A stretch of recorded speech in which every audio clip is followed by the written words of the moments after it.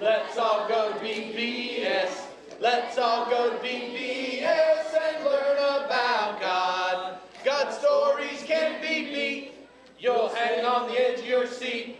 We'll get a visit from Booster, but watch out for that rooster. Let's go to VBS. Let's all go to VBS and learn about God. Let's go!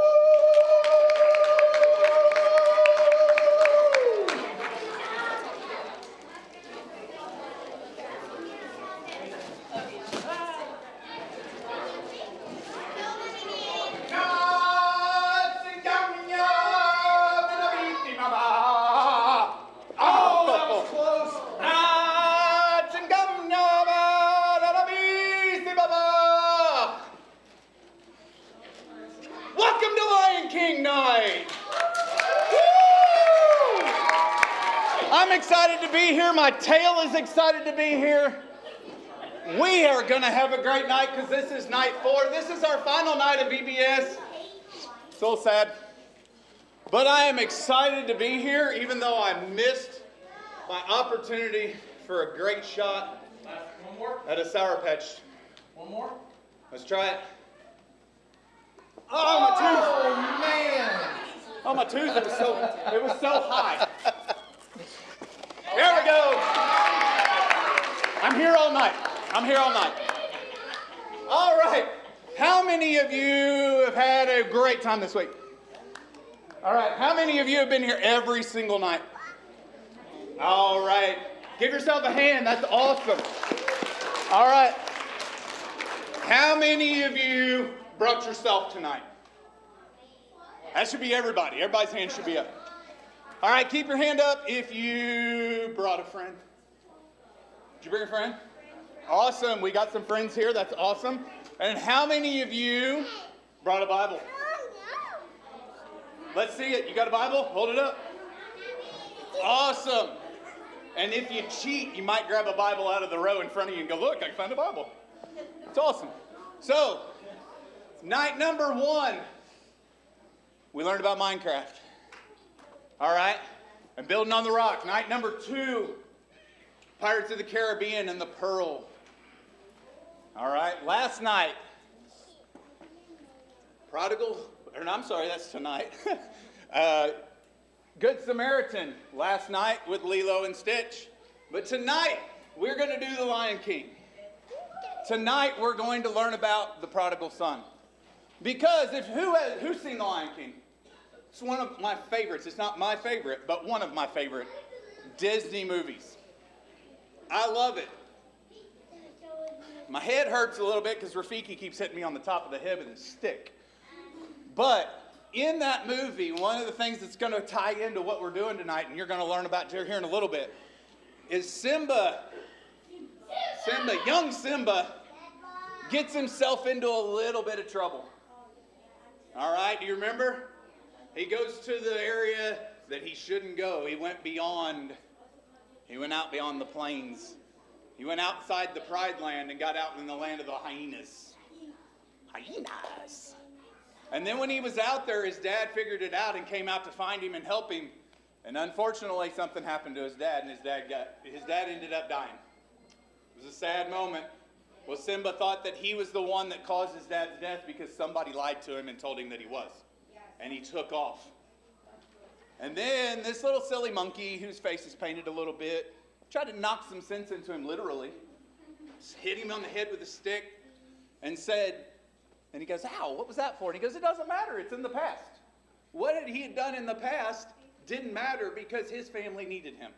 And so you'll learn tonight in your class, in some of the games that we're doing about the prodigal son, who's very similar to where Simba was at in that. So, before we get to that, before we bring out Booster Doc, we've got to really blow the roof off of this place tonight with a few more songs. And then we'll get a really loud booster to get Booster Doc out here and learn a little bit more with our skit. And then we'll go to class. But we got to have everybody up. All right? So this one is, got to make sure your legs are working here. It's not Father Abraham, but you might be going up and down a little bit on this one. We got to really squat. Let's get those squats in, okay? Okay, ready? All right. Because It is the Lion King, but we're going to learn about a wise old king. All right? So there was a wise old king. He had 10,000 men. He marched them up the hill. So if I say marched up, you're up. And then he marched them down again. But when you're up, you're up. And when you're down, you're down. But when you're only halfway up, you're neither up or down. All right? Y'all ready? All right. There was a wise old king. He had 10,000 men. He marched them up the hill, and then he marched them down again. But when you're up, you're up. And when you're down, you're down. But when you're only halfway up, you're neither up or down. All right. Now we got to speed that up, because I think that's too slow. All right, you ready? There was a wise old king. He had 10,000 men. He marched them up the hill, and then he marched them down again. When you're up, you're up. And when you're down, you're down. But when you're only halfway up, you're neither up or down. All right. Do we think we can go faster? All right. There was a wise old king. He had 10,000 men. He marched them up the hill, and then he marched them down again. And when you're up, you're up. And when you're down, you're down. But when you're only halfway up, you're neither up or down. All right. Faster? Savannah, can you do it faster? Okay, Savannah says she can do it faster. All right. There was a wise old king. He had 10,000 men. He marched them up the hill, and then he marched them down again. But when you're up, you're up. When you're down, you're down. But when you're only halfway up, you're neither up or down. Whoa. Stella, can you go faster? Stella wants to go faster. All right. There was a wise king. Had 10,000 men. He marched up the hill, and then he marched down again. When you're up, you're up. When you're down, you're down. When you're only halfway up, you're either up or down. Woo! What's your name? What's your name? I just need your note. What's your name? Charlie? Can you go faster? Oh, who's saying they can? Logan. Oh, Logan's got it. Okay. Let's see how quick we can go. What's the king? That's something. What's the hill? March down again. When you're up, you're up. When you're down there. When you're only halfway up, you're either up or down. Woo! All right, good job. Some people gave up on that one a long time ago. All right. All right. Who knows who the king of the jungle is? Well, God, yes, is the king of the jungle. Lion is known as the king of the jungle, but in this song, the king of the jungle might be a monkey. All right? Everybody stand up again. Who knows this song? Who knows who's the king of the jungle? All right, you're going to learn it real quick. Go. So it goes. So listen up. Get my breath back. So we're going to have another fast one here in a second. All right. So it says, who's the king of the jungle? Who's the king of the sea? Water, water, water. Who's the king of the universe? Who's the king of me? His name is J-E-S-U-S. Yes, he's the king of me. He's the king of the universe, the jungle and the sea. Water, water, water. Who's the king of the jungle? Who's the king of the sea? Water, water. Who's the king of the universe, and who's the king of me? All right, you got it? You got it? All right, I'm still trying to breathe. All right, here we go. Do it again. All right. Who's the king of the jungle? Who's the king of the sea? Water, water, water. Who's the king of the universe? And who's the king of me? Name is J-E-S-U-S.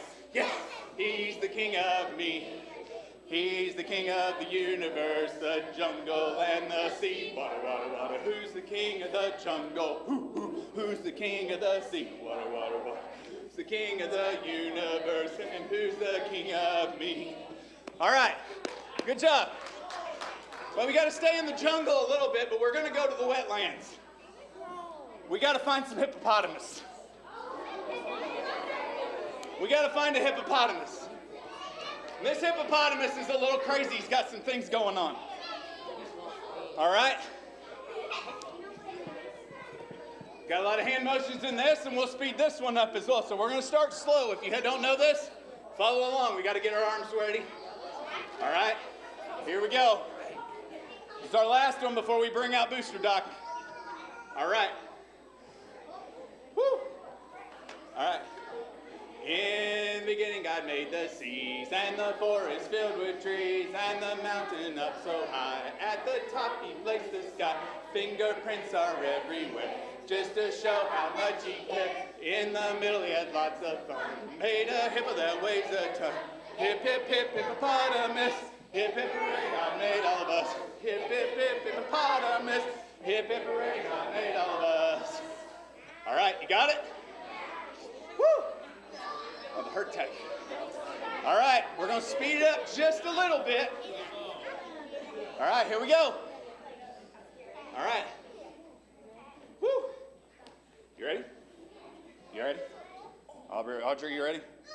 All right. In the beginning God made the seas, and the forest filled with trees, and the mountain top so high. At the top he placed the sky, fingerprints are everywhere, just to show how much he cared. In the middle he had lots of fun, made a hippo that weighs a ton. Hip, hip, hip, hippopotamus, hip, hip, hooray, God made all of us.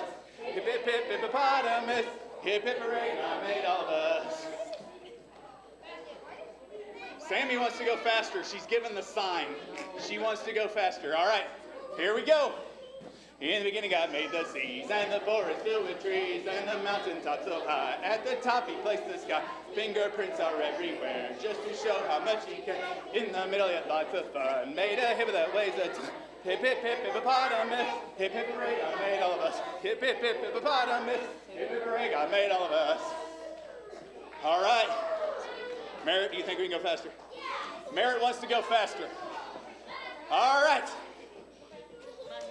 In the beginning God made the seas, and the forest filled with trees, and the mountain top so high. And at the top he placed the sky, fingerprints are everywhere, just to show how much he cared. In the middle he had lots of fun, made a hippo that weighs a ton. Hip, hip, hip, hippopotamus, hip, hip, hooray, God made all of us. Hip, hip, hip, hippopotamus, hip, hip, hooray, God made all of us.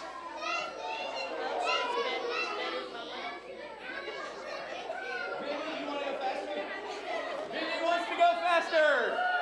All right, here we go.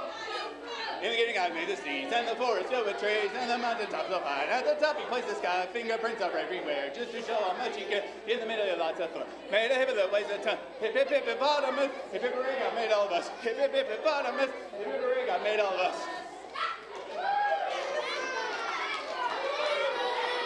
You want faster? All right, one more time, we're going to go faster. You gotta be quick. In the animated city, and the forest filled trees, and the mountain top so high. And that's up, it's fingerprints are everywhere. Just to show how much you care. In the middle, that's like fun. Hippopotamus, hippopotamus, hippopotamus, God made all of us. Woo! Great job. Okay. I may need an AED after this is done. All right. But it is time. We got to get Booster Doc out here one more time. All right. So you know how to do it. All right. Blake, Mason, you want to help me? All right, bring it up here, buds. Blake and Mason want to help me? All right. Can our cousin come? You want to help me? Can our cousin come? You want to help me? Preston, bring him. Oh, doesn't want to help me? Can All right. our cousin? Vivi, you want to help me? Come on up here. Can our cousin? All right, we got to get Booster out here. Vivi, come on. All right, here we go. What we got right here? All right, here we go. You ready? Yeah. Let's go. Booster, booster, be a booster. Don't be crashing like a rooster. Booster, booster, be a booster. And boost our Bible school. Booster!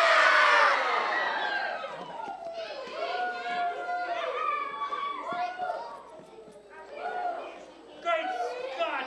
It's the last night of VBS. I'm kind of sad. It's the last night of VBS. But that means we're going to make it the best night as ever, right? And tonight, hopefully, just this one time, maybe possibly, we got the projector fixed. What do y'all think? Yeah?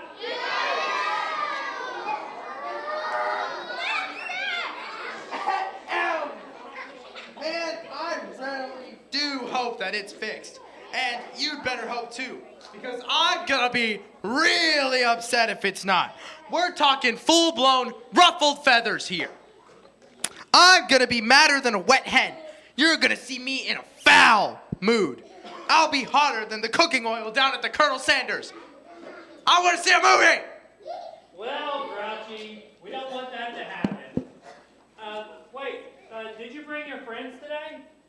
Of course. They're always looking for good movies, and I love to follow the 3 B's of VBS. Oh, friends!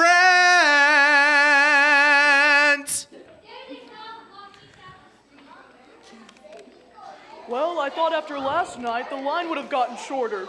Maybe we should start complaining more. Hey, we got popcorn this time. Yes, I do say you do look taller today. Well, I've been taking some new vitamins. All right, Grouchy. And did you remember the 3 B's this time? Yep, I'm here. I've brought my friends, and I've even brought my beak. Wah-ah-ah! Grouchy, you keep forgetting the most important thing. Bring your Bible. Did everyone else bring their Bible tonight? Let's see them. All right, we got some more Bibles tonight. Well, I don't need a Bible. I know everything already. After so many years of VBS, I'm pretty sure I might be the smartest man in the room. Or rooster, for that matter. I wouldn't count my chickens before they hatch. Yeah, you might end up with an egg on your face. Will you two knock it off? I'm supposed to be the comedy hen around here. Anyways, Doc, what's the movie for tonight? I'm kind of in a bit of a rush. All right. Well, since you're in such a hurry, let's get the show on the road. Wait. Let me guess. You've saved the best for last, haven't you? You've picked a movie that was critically acclaimed. Did it win any awards? I'm pretty sure it did. What about Best Motion Picture? Not technically. What about Best Chicken-O-Matography? Is that even a thing? Well, what about Special Egg Effects? All right, now you're just making stuff up. Hey! No, I'm not. Don't you watch the Egg-Ademy Awards? Thankfully, this is the last night of VBS, and so the chicken puns can go somewhere else. Yeah, so they could stay cooped up for another year. Oh, brother. All right. Let's get back on track. Who likes movies about animals? All right? Who likes movies about animals that can talk? Is that? All right. Who likes movies about animals that can talk and are in Africa? All right. What about movies where there's animals and they talk and they're in Africa, and then there's one that fights the big scary lion, and then he runs away and he finds 2 of his friends, and then he comes back and then he falls in love with another lion? Yes, one of those. Sounds like some off-brand animated Shakespeare. All right, ladies and gentlemen, I finally present to you a real movie, The Lion King.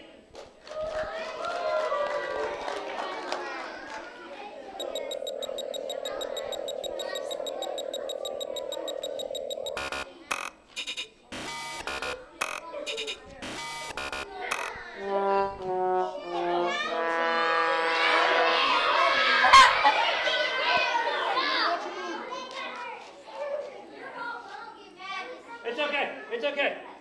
We know what to do, right? This is gonna take so long, I could get 4 orders at Zaxby's! What is this thing? Is this thing? Grouchy, would you like some popcorn? Yes, actually. No, that's enough. Hey! I guess I'll have to fall back on the ABC gum. And action! The movie's starting. Once there was a sorry. young man who asked his father for his share of the inheritance.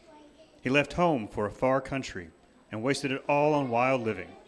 Now, broke and hungry, he finds himself working in the fields, feeding pigs.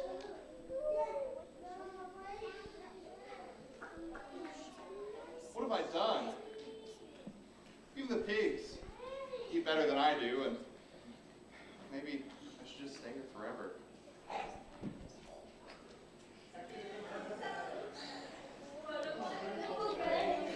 Hey, Simone, look! There's a guy eaten by the pigs. Disgusting. You'd never catch me rolling in the mud. That's Pumbaa's department. Hey there, pal. You look lower than a warthog's belly.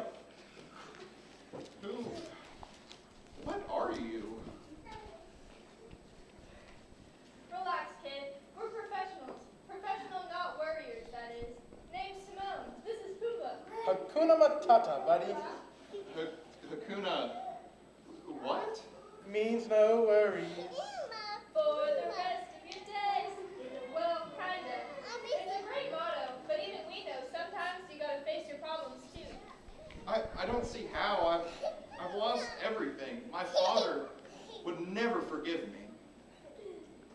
Hey, that reminds me of our pal Simba. When I was a young warthog.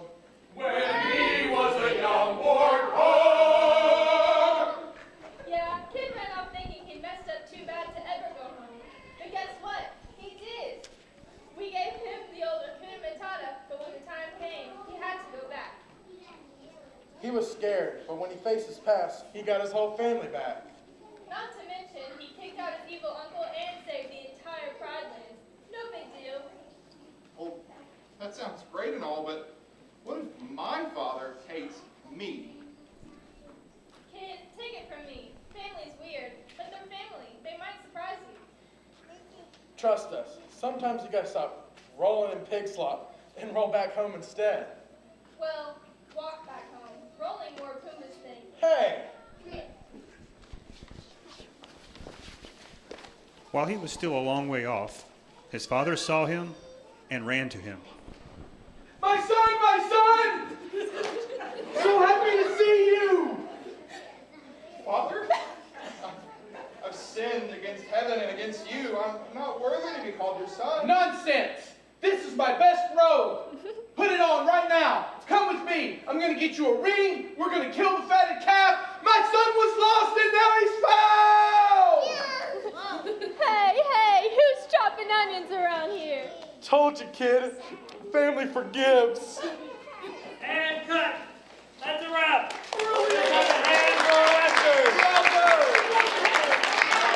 Yada yada, woohoo, yay, yay, whatever. I guess it was certainly something. Did you get a load of those costumes? Yeah, I guess the tariffs are hitting everybody hard. Listen, I know that this is a movie, and movies are movies, and pretend, but no kid ever treats their parents the way the prodigal son did. And there's no way the father would take him back like that. That's even more unbelievable than the movie. And the movie has talking animals with real personalities in Africa!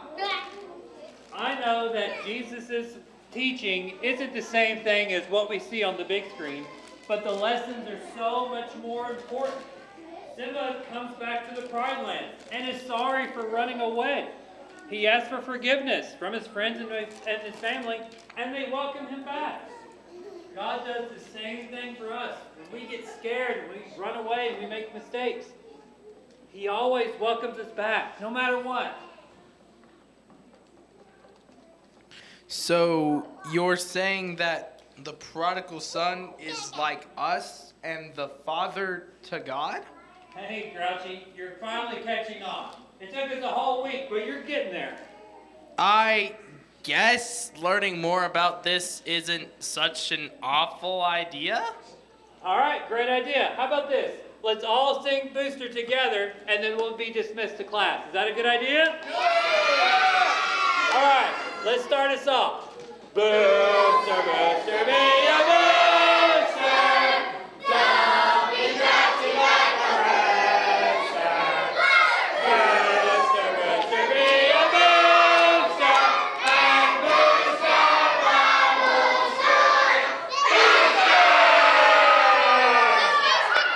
all right, let's go to class. We'll start with the littles.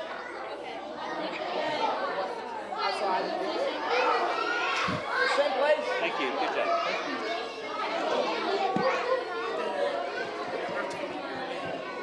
For another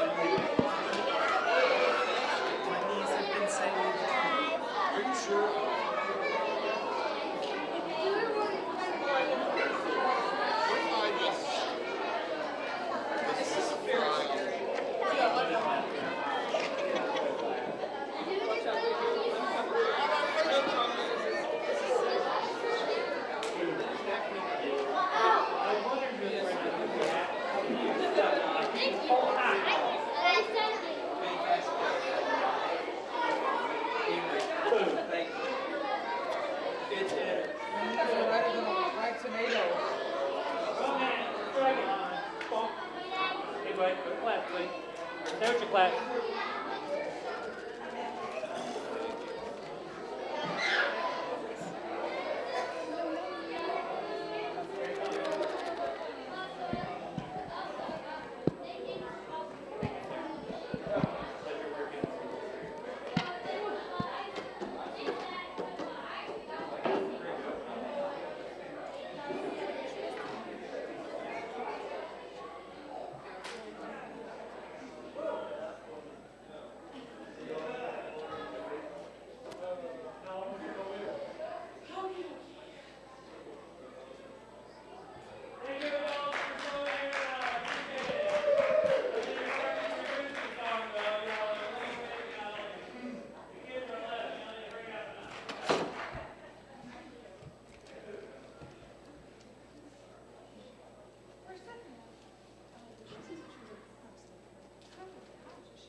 All right. Here, we'll begin with a song, but it won't go near as fast as that hippopotamus song. 555. 555.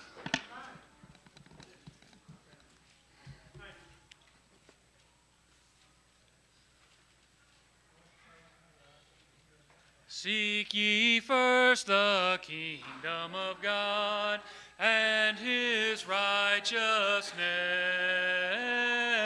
and all these things shall be added unto you, singing Alleluia, Alleluia. Ask and it shall be given unto you. Seek and ye shall find.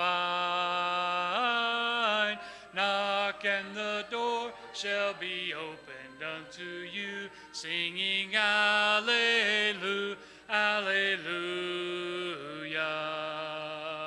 Man shall not live by bread alone, but by every word that proceeds from the mouth of God, singing Alleluia, Alleluia. All right, tonight is night number 4. Thank you for being here. It's been a good week. And so it's been a good week right here in adult class too, and we're blessed to have Matt Carver and his wife, what's your name?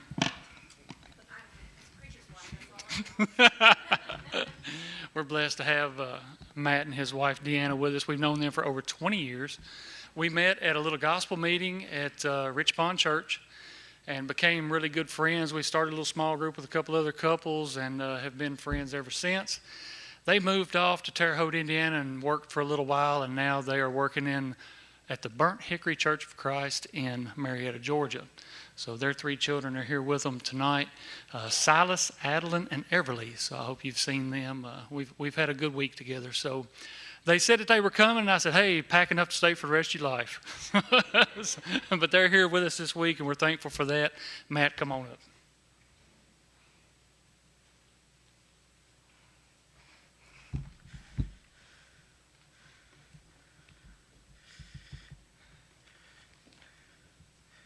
Well, hello there. I'm always grateful. I've done this a few times, but I'm always grateful for the invitation to come and address you guys and hang out with our good friends, the Weavers.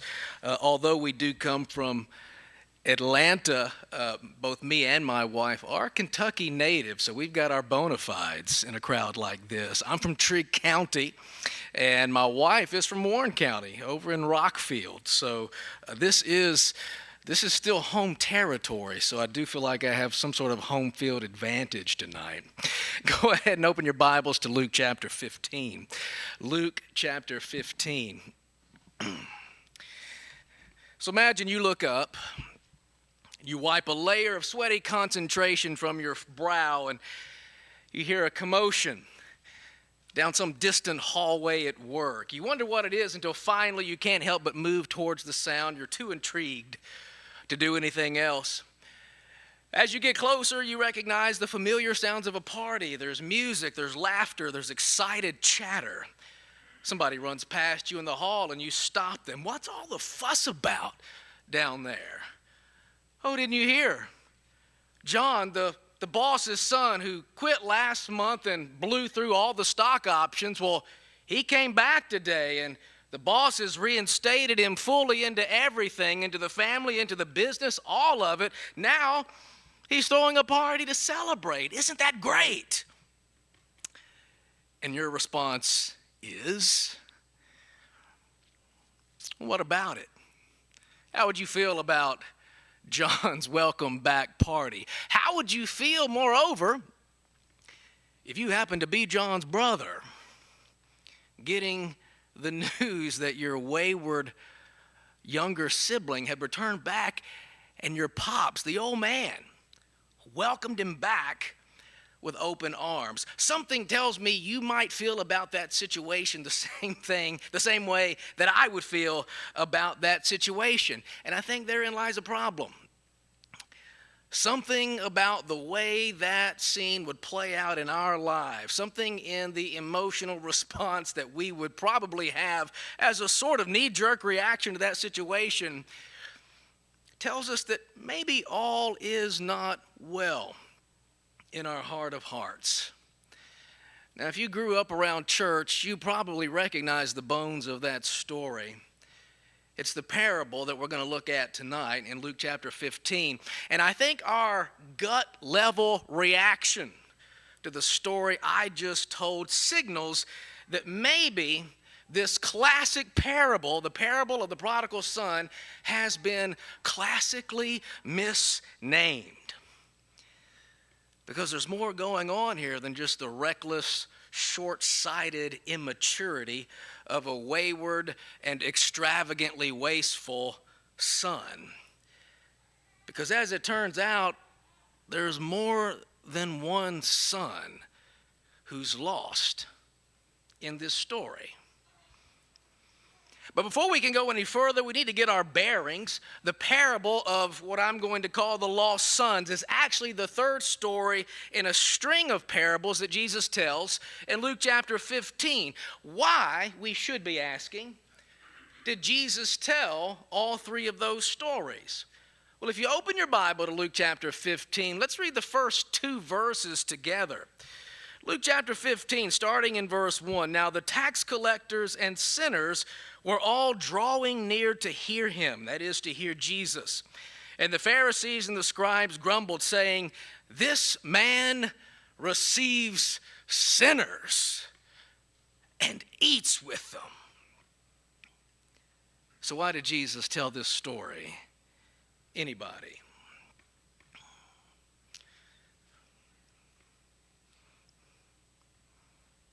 Yes, sir.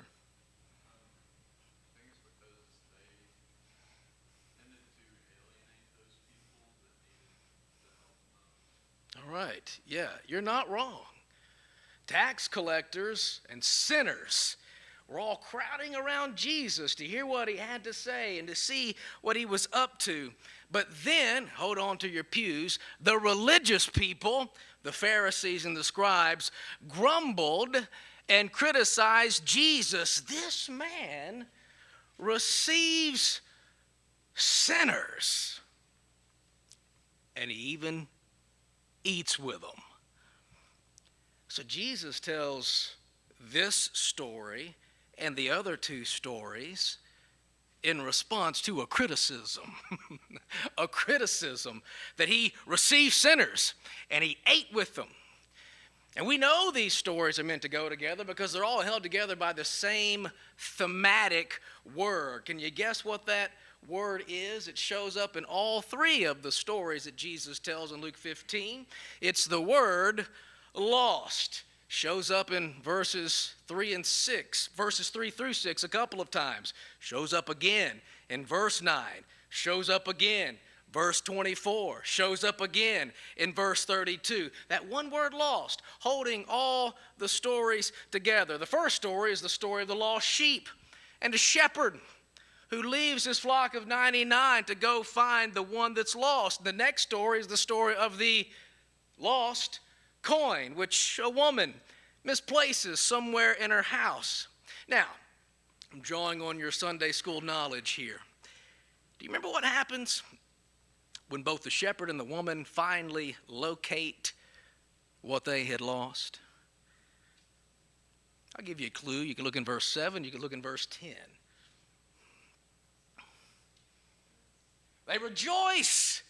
They call their friends, their pals, their family, their neighbors, and they throw a party. But now Jesus makes application of those parties. He interprets those parties. What's the application of those parties that Jesus makes?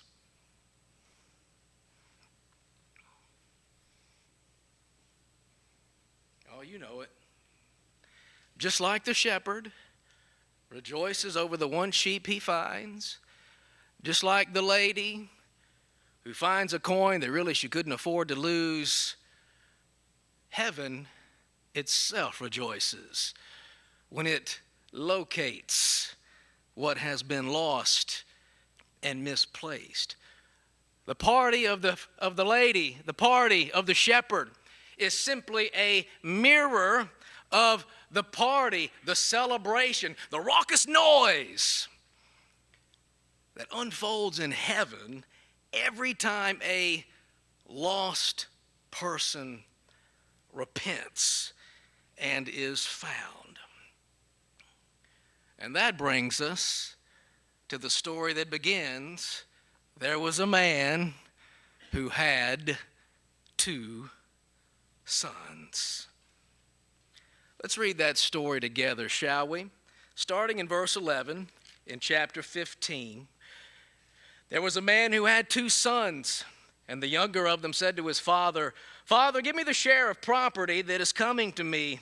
And he divided his property between them. Not many days later, the younger son gathered all he had and took a journey into a far country, and there he squandered his property in reckless living. And when he had spent everything, a severe famine arose in that country, and he began to be in need. So he went and hired himself out to one of the citizens of that country, who sent him into his fields to feed pigs. And he was longing to be fed with the pods that the pigs ate, and no one gave him anything. But when he came to himself, he said, "How many of my father's servants have more than enough bread, but I perish here with hunger? I'll arise and go to my father, and I'll say to him, 'Father, I have sinned against heaven and before you. I am no longer worthy to be called your son. Treat me as one of your hired servants.' And he arose and came to his father. But while he was still a long way off, his father saw him and felt compassion and ran and embraced him and kissed him. And the son said to him, 'Father, I have sinned against heaven and before you. I'm no longer worthy to be called your son.' But the father said to his servants, 'Bring quickly the best robe and put it on him, and put a ring on his hand and shoes on his feet, and bring the fattened calf and kill it, and let us eat and celebrate. For this my son was dead and is alive again. He was lost and is found.' And they began to celebrate. Now his older son was in the field. And as he came and drew near to the house, he heard music and dancing. And he called one of the servants and asked what these things meant. And he said to him, 'Your brother has come, and your father has killed the fattened calf, because he has received him back safe and sound.' But he was angry and refused to go in. So his father came out and entreated him, but he answered his father, 'Look, these many years I have served you, and I never disobeyed your command. Yet you never gave me a young goat that I might celebrate with my friends. But when this son of yours came, who has devoured your property with prostitutes, you killed the fattened calf for him.' And the father said, 'Son, you are always with me, and all that is mine is yours.' It was fitting to celebrate and be glad, for this your brother was dead and is alive. He was lost and is found." Now, since time immemorial, when do children typically receive the assets of their parents? When they die. You receive the assets of your parents when they die. So what message would it send to the father when his youngest boy comes to him and asks for his share of the inheritance? What message is he sending? What message would your kids be sending if they asked for you to go ahead and divide up that property? I think I'd like that now, Dad. I know the message. What is it? Greedy. Oh, but there's a more stinging message. That describes the son. I wish you were dead. Why don't you hurry up and die? I think I'd like life better with your gifts, but not with you. Now, that'd be a tough message to hear, moms and dads. I'm a parent of 3, as Corey told you. And I can't begin to imagine how badly our relationship would have had to deteriorate. I can't begin to imagine how badly I must have been understood as a dad. But one of my kids to come to me and essentially wish me dead to my face, so I'd hurry up and give him his share of the house and the clothes and the cars and all the tools and whatnot. So you can only imagine the father's hurt in this story. His son was wishing him legally dead, and it probably felt like a small death to his daddy. But what happens next clues us in that we're not dealing with a typical father, especially a typical Middle Eastern father. You see, in that culture, an outrageous request like this would have earned the son a slap across the face and immediate expulsion from the home. The woundedness of the father would have erupted in anger and rejection. But what does this dad do? What? He just gives it. He just grants the son's request. Now, there's an interesting word that Jesus uses for property there in verse 12. It's the Greek word bios. It's where you and I get our English word bio. Literally, it means life. Now, other terms could have been used to describe the father's possessions, but Jesus chose that word. So I want you to read that line again, but insert the word life in place of property. And what does that tell you about the process of dividing up the family farm for this father? Dividing up the family farm, dividing up the family goods was like dividing up his own life. He was dividing up his own life, all for the sake of this heedless son. Even the process of liquidating the assets was painful. There was hurt there. The younger son is essentially asking the father to tear his life into pieces so he can go out and live life on his own terms.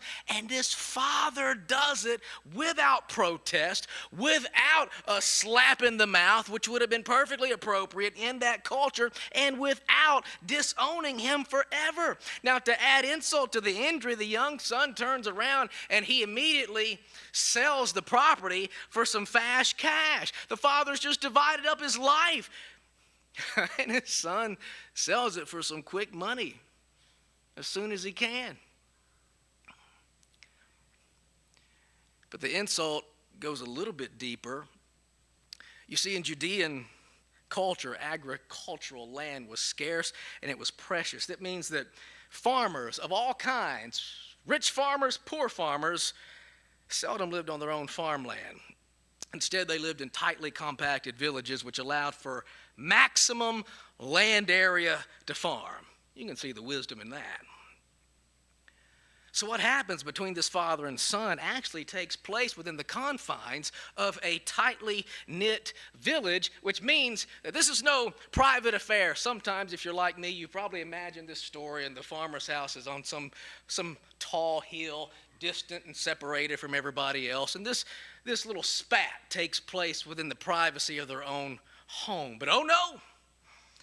No, they were living in a tightly compact village. Everybody knew everybody's dealings, their affairs. There was no right to privacy 2,000 years ago in Judean villages. Everybody in the village would have known exactly what was happening, especially once the son sells his portion of his father's farm and takes off with some quick cash. So the son not only insulted the father privately, but he also insulted the father publicly so that everybody would know what was happening.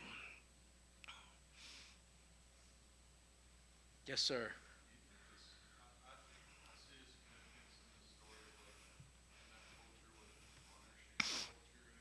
Yes.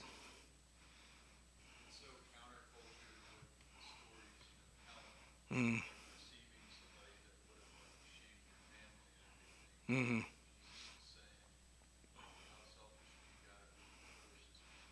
Yes. Yeah, it's not a kind reflection on the young son at this point, is it? So what does he do next in the story?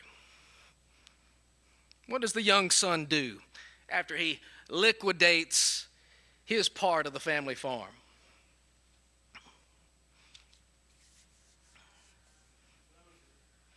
He blows it, but he goes to do that where?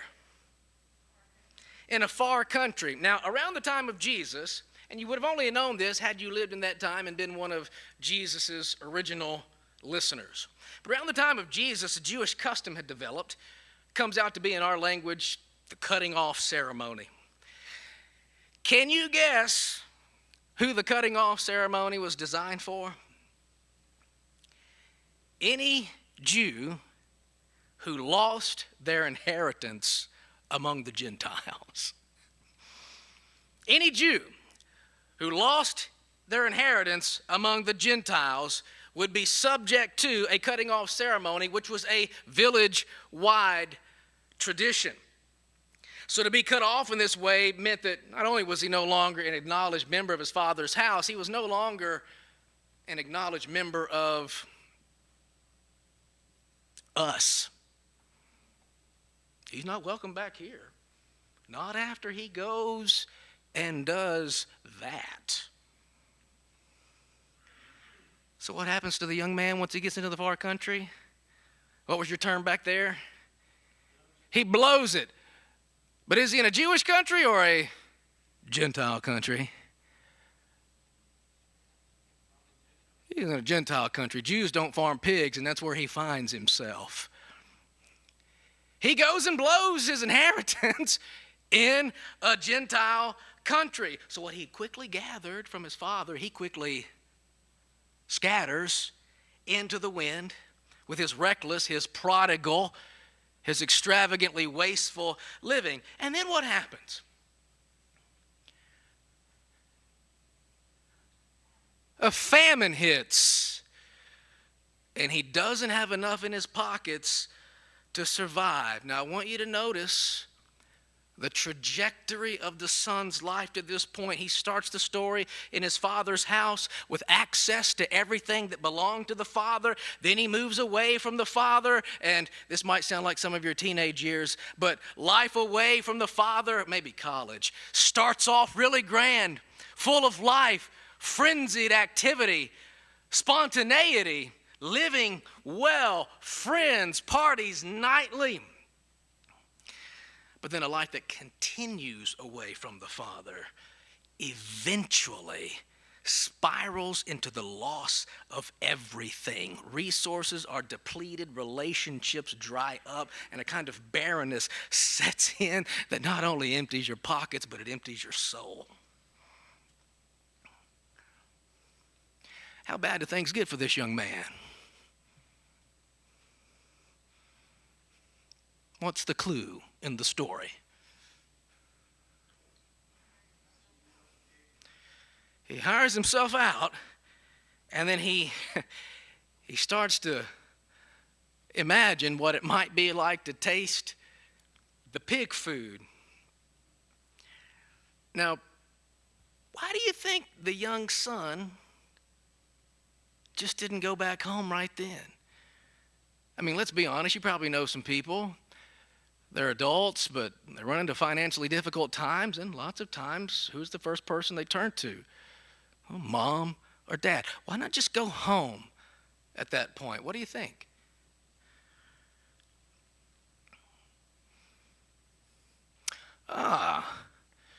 Amy said, maybe because he thinks he can fix it himself. You're getting slightly ahead of me, so we're going to put a pin in that. We're going to wait for like 3 minutes. Maybe it was embarrassment. We would understand that. Maybe it was the brazen way that he had burned those bridges. But don't forget, local custom, local tradition. He can't go back home because what's going to be waiting for him? Rejection. Communal rejection. We have to reject him for his silly and foolish sin of blowing his inheritance among those people, those Trigg County people. I'll say jokes at my own expense, and they're usually not good, but he went and he blew all his money on those people. So he knows he can't go back home. Unless he somehow figures out a way, Amy, to recoup his losses, which means he needs a job, but the job doesn't work. We don't know what it paid. We just know it didn't pay enough. Some of you understand how that works. We don't know the pay, but it didn't pay enough. And look at verse 16, a particularly cold observation on his situation. No one gave him anything. So he gets so hungry that he starts imagining, fantasizing about what that pig food might taste like. Can anybody possibly fall farther than this man? I mean, when the scraps in the dumpster behind Olive Garden start to sound pretty good, you've fallen pretty far, haven't you? Turns out life away from the Father can be cold and harsh and cruel. Independence from the Father has resulted in humiliating dependence upon random strangers who don't care. Oh, but what happens next to the young man? What's it say?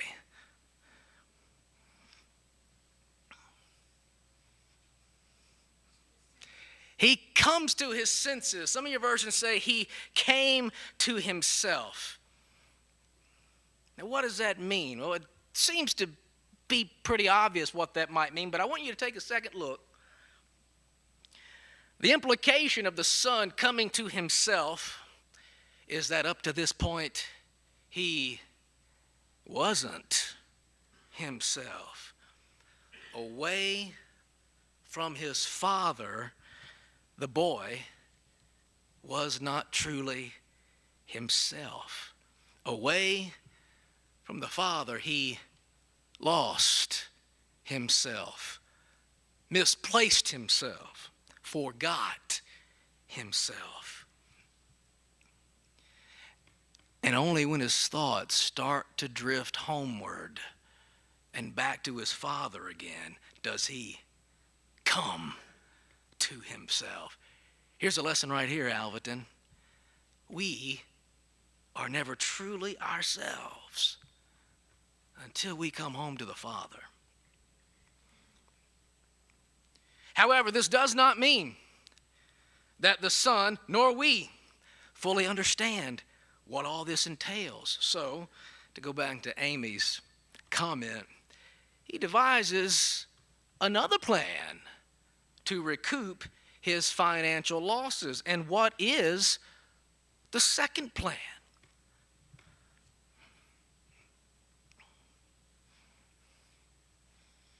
He'll go back home. What? He's going to go back home.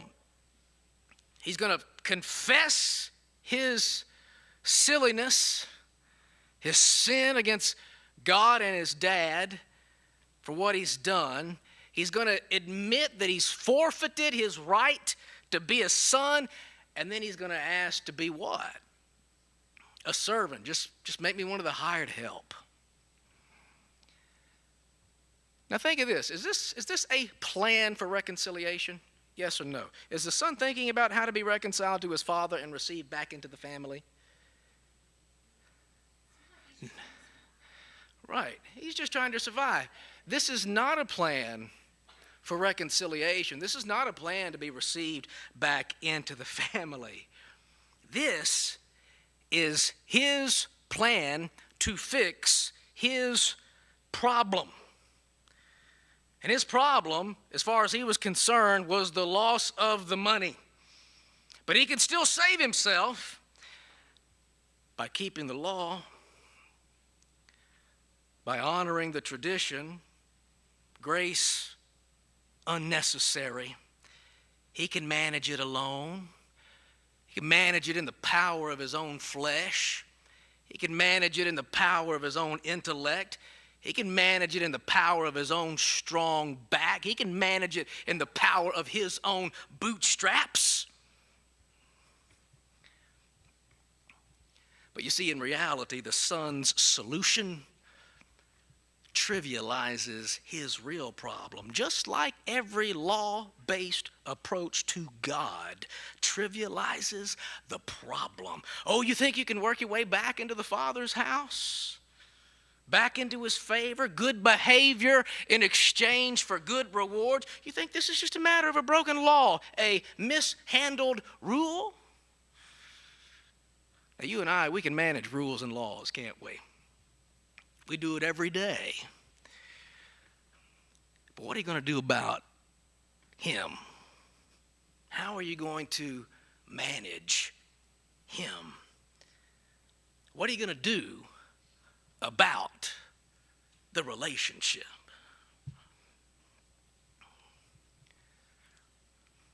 So the son starts home.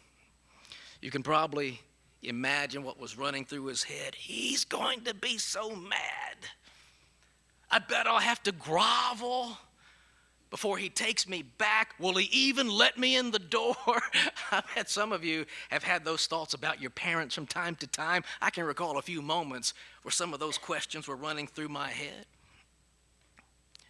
But what about your relationship with God? You ever thought that way against God? You sinned against heaven and against God, and you can't imagine him taking you back this time. He's going to be so mad. I'm probably going to have to grovel to somehow get back into his favor. Will he even want me in church again? Will they want me in church again? So he arose and came to his father. But what happens next is a complete and total surprise. While he was a long way off, his father saw him. I wonder how long that dad had been staring down that road, staring down that crowded street that his boy had disappeared down with such arrogance and contempt. How long had the father longed to see that familiar silhouette coming down the street, that familiar sort of clumsy little gait that he knows his boy always walks with? How long had he been waiting to see that shadow emerge over the rise? We don't know.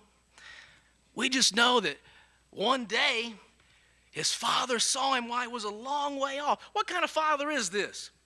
He'd been publicly insulted, publicly dishonored by his son, yet he's still looking for his boy to come home. What kind of father are we dealing with here? What do you think? What kind of father is this? Loving. Maybe excessively loving.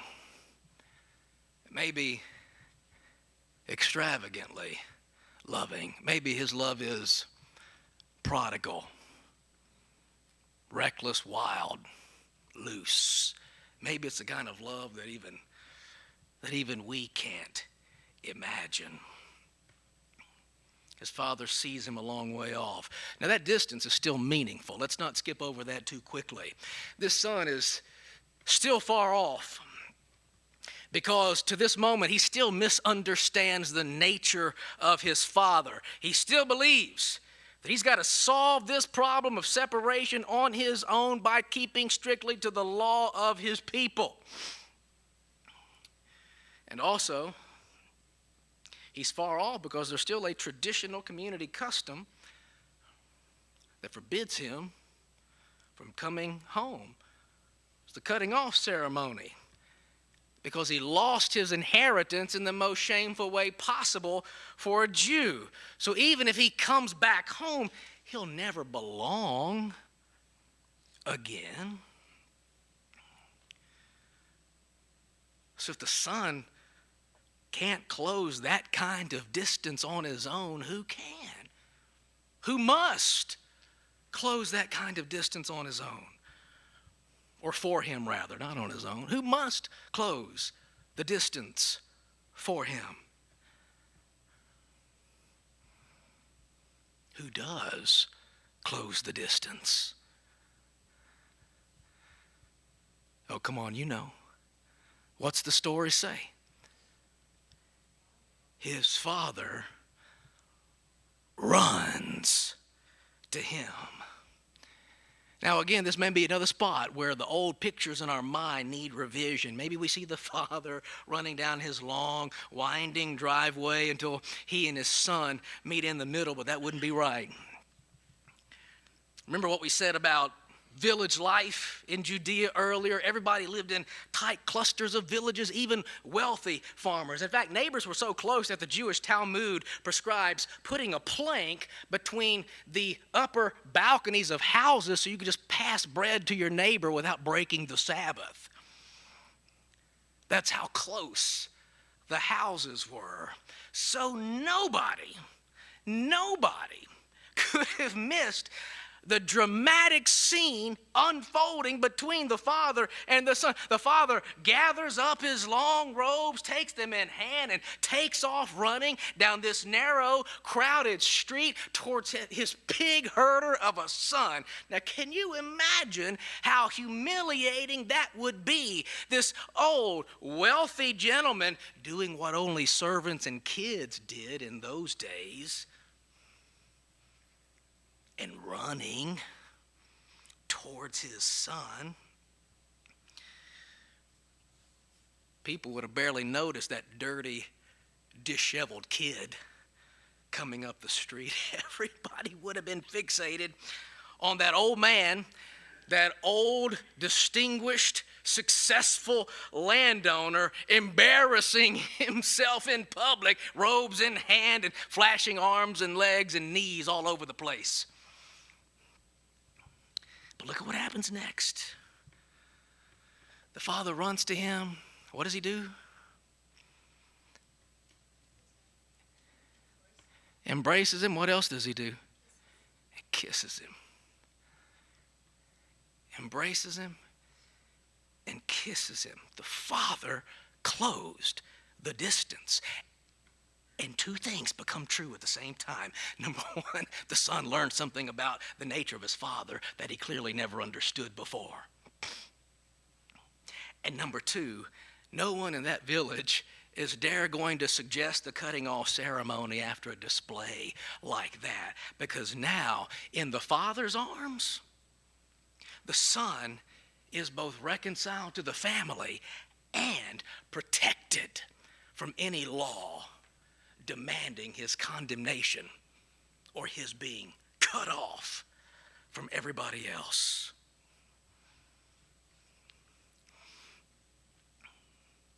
So the son tries to start his prepared speech, but he's interrupted by his dad. What does the father say?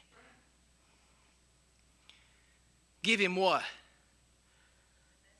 The best robe. What else?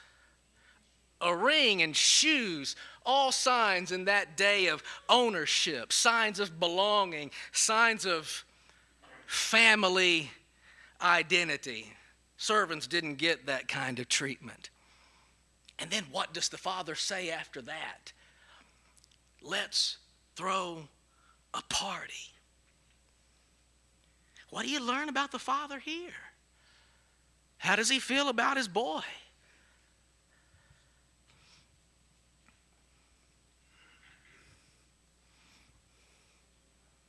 Unconditional love, wild, unmitigated, unadulterated love.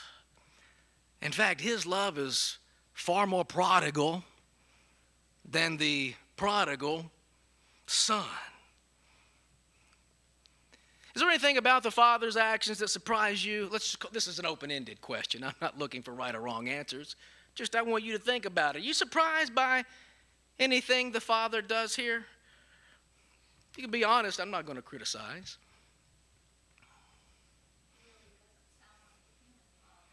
He doesn't sound like a human father, does he?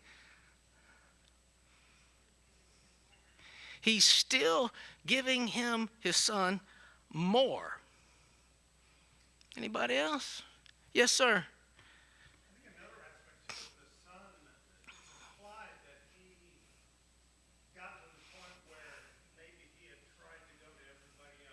Mm.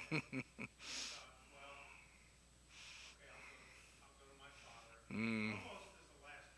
Yes. And I think maybe for us, the parallel is sometimes we try a lot of other things, and as a last resort, we go to God. And the amazing thing is that we don't, in the parable, we don't know that the Father knew that, but in this case, God knows Right. that we've made him the last resort, and he accepts us and loves us. Right.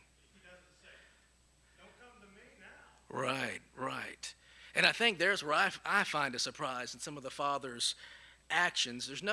Doesn't seem to be any strings attached to receiving him back. No stipulations. No, oh, it's great to have you back, son, but I'm going to need you to ... Was there a hand back here? Yes, sir. Go ahead. Even though the son said some conciliatory things, it was before he, sounds like it was before he came into contact with his father. Mm. In other words, his father didn't wait to hear a confession of sorts. Yes, right. That's surprising, right? There wasn't any hoops to jump through. There wasn't any stipulations to come. There's no intense questioning, no cross-examination, no suspicion that maybe he's just playing on his daddy's emotions, no required acts of self-abasement, penance, self-punishment, just sheer and unmitigated joy that his son is back.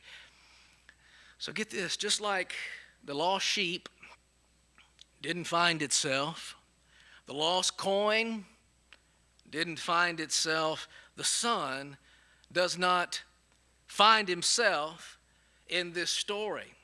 He's watched for, waited for, and then chased down and embraced back into the family. No deeds or schemes of his own could fix his lostness. Only a sheer act of grace. A costly act, not cheap. A costly act that humiliated the father. Only that could heal the divide between them. Let that detail stick in your mind for just a moment. So the fatted calf is slain.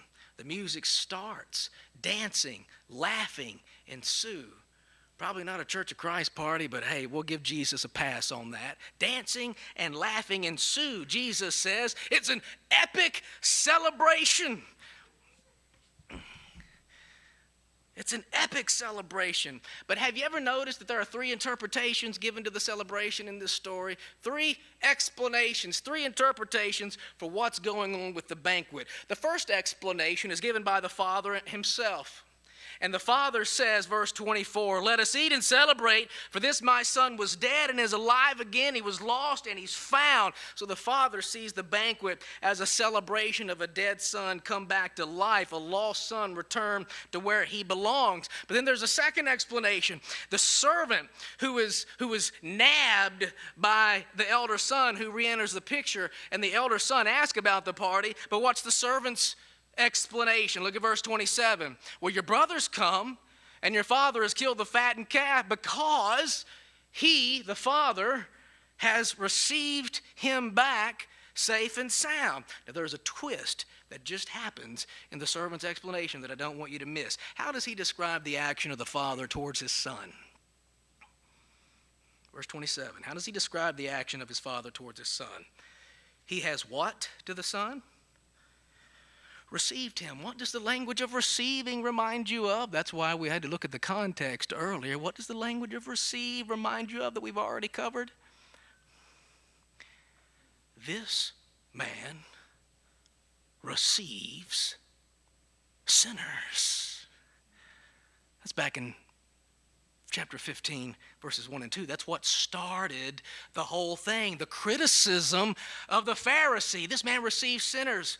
So watch, the servant's answer makes a subtle shift in the symbolism of the story. The father is now turned into a symbol of Jesus. The father does what the Pharisees were criticizing Jesus for doing. Same word. This man receives sinner. The Father has received back his Son.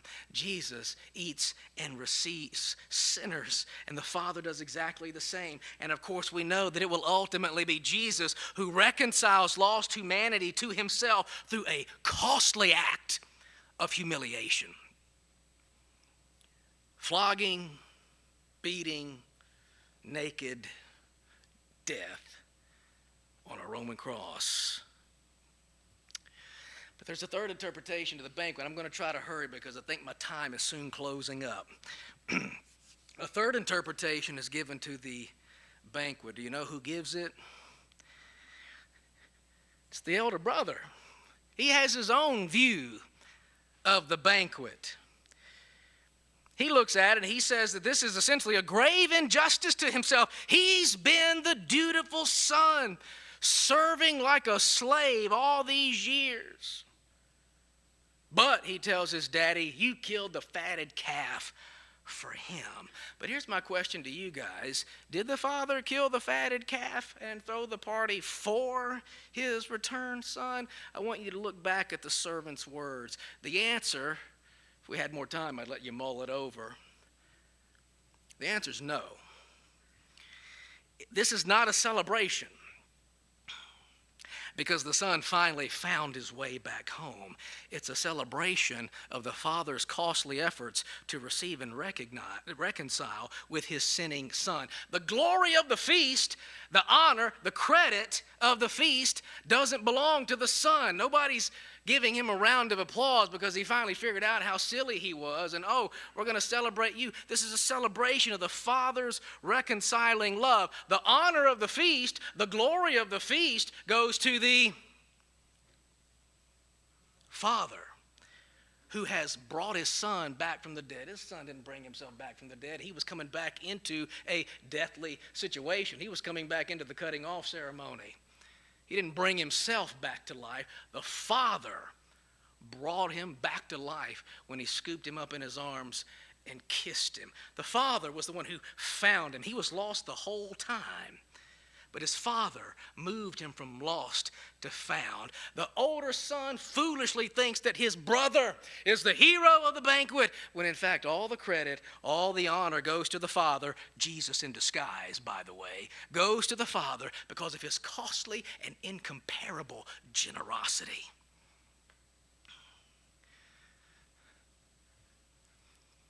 So what prevents the brother, the older brother, from celebrating with the rest of the family?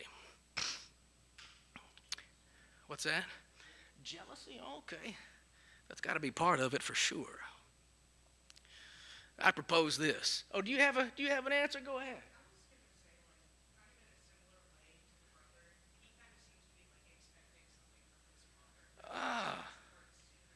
Yes. Aha.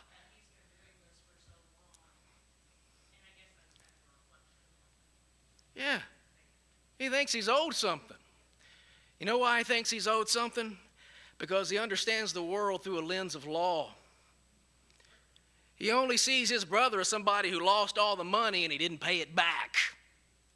He only sees his father as a master. If you pay close attention to his language, he's like a master whom he has served, like a slave, never disobeyed, never violated the rules.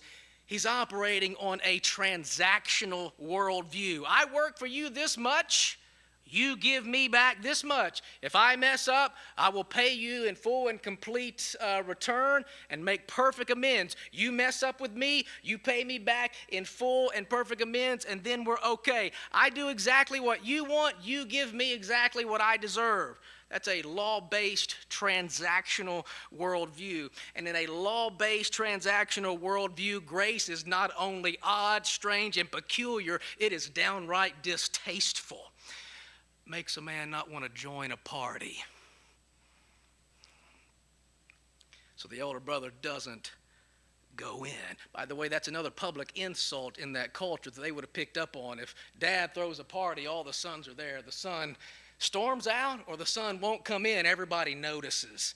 Be like at a presidential banquet and one of the Trump kids getting up and walking out. Meaty'd be talking about that for a week. What does it mean? Same thing in that scenario. What's it mean? The brother's outside. He's not in here with his daddy. Another public insult. He's there sulking because he has yet to receive what he deserves while his younger brother is receiving everything he doesn't deserve. But did you notice what the father does one more time? For the second time in a day, he breaks with the expected behavior of a typical Middle Eastern patriarch. For the second time in a day, he goes after a lost son with a costly demonstration of unexpected, unearned love. Again, he would have been embarrassed that his son wasn't there, and for him to leave the party and go out to the son, another embarrassing thing for a man like that to do. But now, listen, now this undeserved, unexpected love is offered to a rigid law keeper and not some irresponsible lawbreaker. Did you know, Alvaton, that both irresponsible lawbreakers and rigid law keepers can miss the heart of the Father and miss intimacy with Him? The Father in this story, the man who always seems to be receiving sinners, not only runs to embrace the wayward son, he goes out to plead with the Pharisee son. Alvaton Church of Christ, sometimes, yes, sinners will smell like the hog pen. But make no mistake, sometimes they will reek of the church pew.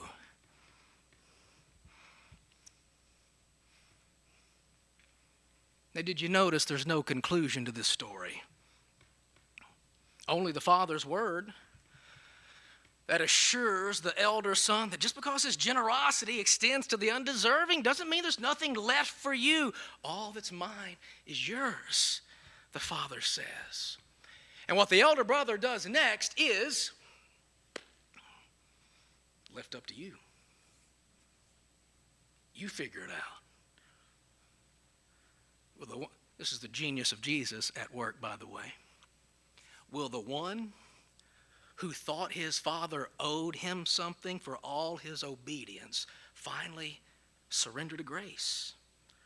Will he join his family in celebration because a resurrection has been pulled off through generous, abundant love? Will he be willing to finally go into that banquet hall to learn how to love like his daddy loves? Alvaton, yes, sir.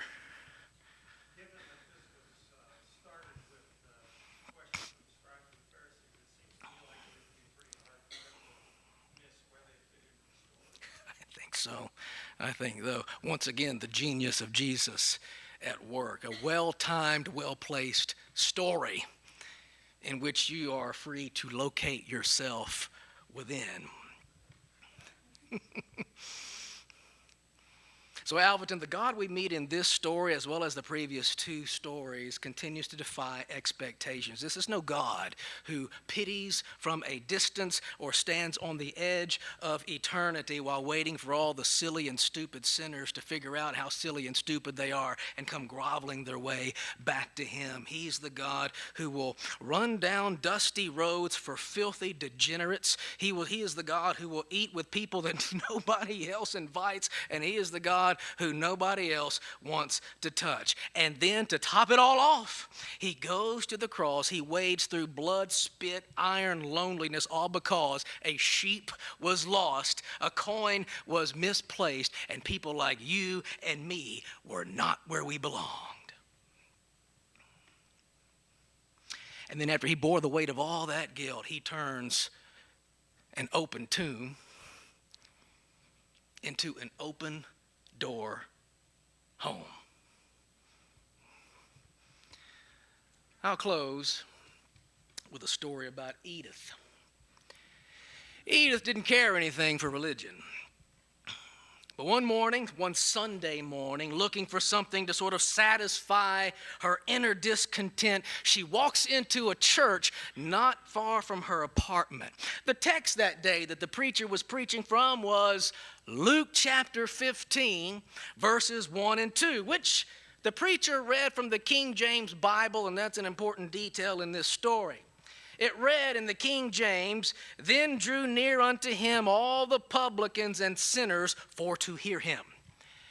And the Pharisees and scribes murmured, saying, This man receiveth sinners and eateth with them." But here's what Edith heard. This man receiveth sinners and eateth with them. She bolts upright in the pew, eyes wide. He eats with sinners and eateth? Later on, she figured out her mistake, but the experience stayed with her. The thought that Jesus welcomed sinners, and that included Edith, stayed with her. And that was the beginning of Edith's drawing near to Jesus, just like those tax collectors and sinners. Never had all those ETH endings had such a fruitful and powerful effect. This man receives sinners was the complaint of the scribes and Pharisees, and yet, Alverton, their complaint is our gospel. Their accusation is our good news. Their damning words are our only hope. I thank God for the gospel of those Pharisees. This man receives sinners and eats with them. Because let me tell you this, without that gospel, without that critique, there is no hope for sinners like you and sinners like me.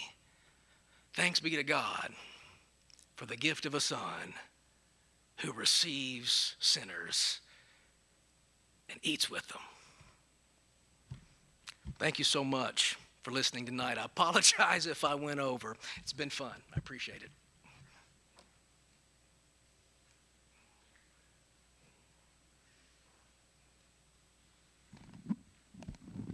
All right, they ought to be in here in just a few minutes. Again, thank you this week.